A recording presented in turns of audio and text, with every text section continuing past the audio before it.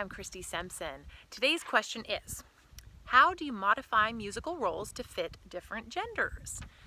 And I am a big believer in whoever God brings to your choir, whoever you have, you should be able to do any musical that you want, or most of the time, right? Because we have different groups, whether you have one boy and 17 girls, or 2 boys and 45 girls, or 15 boys and maybe 4 girls.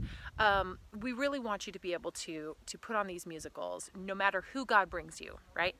So I try to write my musicals with this in mind. I know we generally have less boys.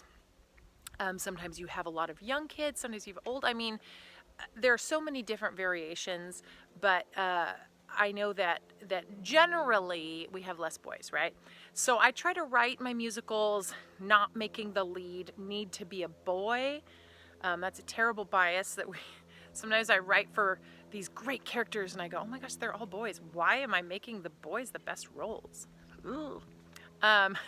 So I actually consciously try to give a lot of girls good parts, and then I try to make them, of course, parts that you can customize either way.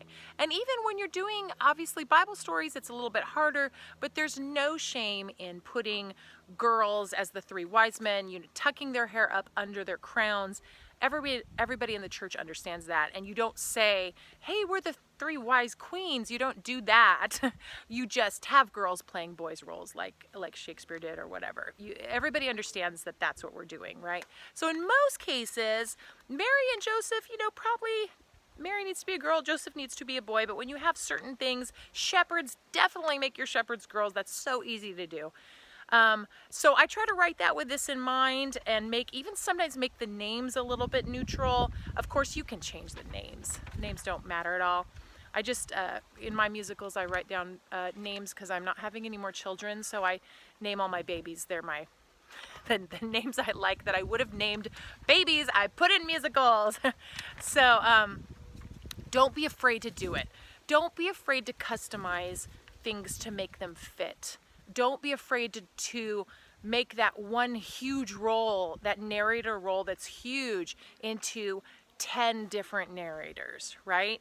And I know that's not just customizing for boys and girls, but also just splitting the parts. Please do that. It does not offend me at all. It doesn't offend anybody that writes these musicals. We want these things to fit what you do. So I when I write them, try to keep it small enough that those of you with small casts will be okay. But even within that small cast, you can even go smaller. And so a lot of my musicals, I say there's 12 roles, but you can do it with 8. You can do it with 7 if you combine this role and this role. And please always feel free to ask me if there are roles that I would suggest combining or things like that, because I definitely have some ideas about that. But usually you're going to want to expand it, because even if you have a choir of only 13 people, you might want each one of them to say something, and we have 10 speaking parts. So don't be afraid to customize it and get creative, because these musicals are for you. It's for your choir to spread God's love and spread the message. It's for you guys, and this is just a tool. So feel free to just, the sky's the limit. You can do it. You can do it. Yay! So please keep sending me your questions. These are great questions, and I'll talk to you next time.